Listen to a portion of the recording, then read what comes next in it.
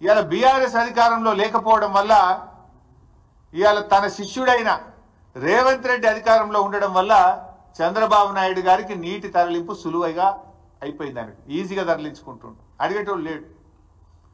ఇలా పార్లమెంట్లో కూడా బీఆర్ఎస్ లేకుండా పోయింది.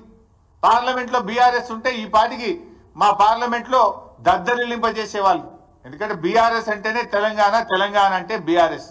తెలంగాణ హక్కుల కోసం, తెలంగాణ ప్రయోజనాల కోసం నిక్కచ్చిగా మాట్లాడగలిగే party BRS party.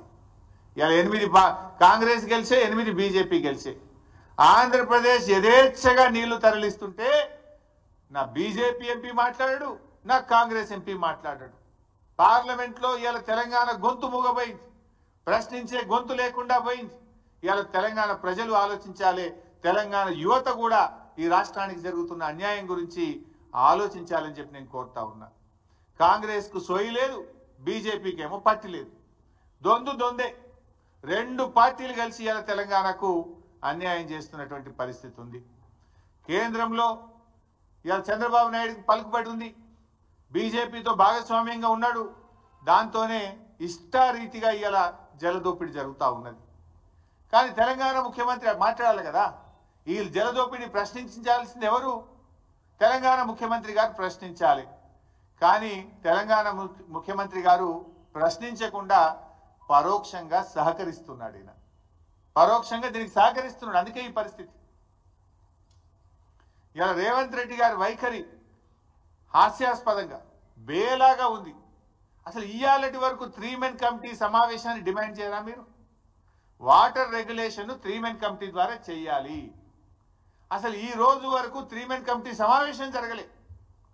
3 men committee సమావేశం జరగకుండా వాటర్ ఏ రాష్ట్రం ఎన్ని వాడుకోవాలనో నిర్ణయించకుండా ఇష్టారీతిని ఆంధ్రప్రదేశ్ నీళ్లు తీసుకుపోతుంటే తెలంగాణ ప్రభుత్వం ఎందుకు 3 మెన్ కమిటీ గురించి మాట్లాడతలేరు? ప్రతి సంవత్సరం కూడా కేఆర్ఎంబి పరిధిలో ఉన్న ప్రాజెక్టులకు నీటి వినియోగాన్ని ఈ 3 మెన్ కమిటీ పర్యవేక్షిస్తుంది. 3 మెన్ కమిటీ ఆధ్వర్యంలోనే జరుగుతుంది. కానీ ఈ సంవత్సరం ఇంతవరకు 3 మెన్ కమిటీ సమావేశం జరగలేదు. ఈ రోజు వరకు కూడా జరగలేదు. అంటే బోర్డు వ్యవహారం ఎంత దారుణంగా ఉందో ఇవాళ అర్థం చేసుకోవాలి. బోర్డు కేంద్రం కంట్రోల్లో ఉందా, ఏపీ కంట్రోల్లో ఉందా అని మాకైతే ఇవాళ అనుమానం కలుగుతుంది. మరి కేంద్రం ఏం చేస్తుంది? కేంద్రంకు 2 రాష్ట్రాలని సమానంగా చూడాలి కదా.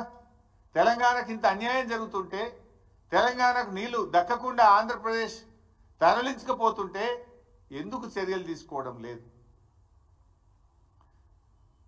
ఇవాళ బోర్డు మీద కూడా సీరియస్గా ఒత్తిడి చేస్తలేరు. 3 మెన్ కమిటీ మీటింగ్ పెట్టమని డిమాండ్ చేస్తలేరు.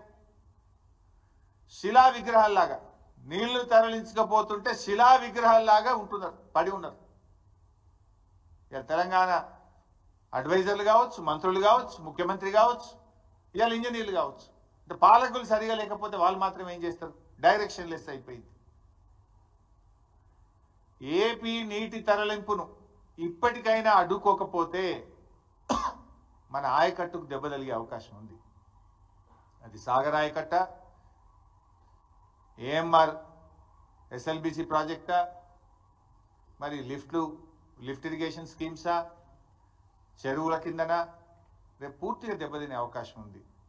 ఇప్పుడు ఏమైంది, సాగర్లో నీటి మట్టం పడిపోతే రేపు హైదరాబాద్ డ్రింకింగ్ వాటర్ కూడా ప్రమాదంలో పడే అవకాశం ఉంది.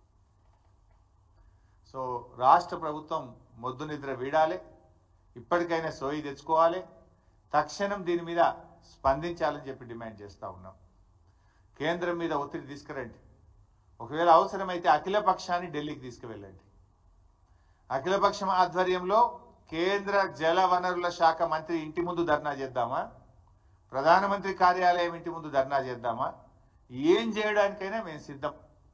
మేల్కొనండి, రాష్ట్ర ప్రయోజనాలు కాపాడాలని చెప్పి మేము డిమాండ్ చేస్తూ ఉన్నాం. ఇలా బీజేపీని కూడా అడుగుతా ఉన్నా నేను.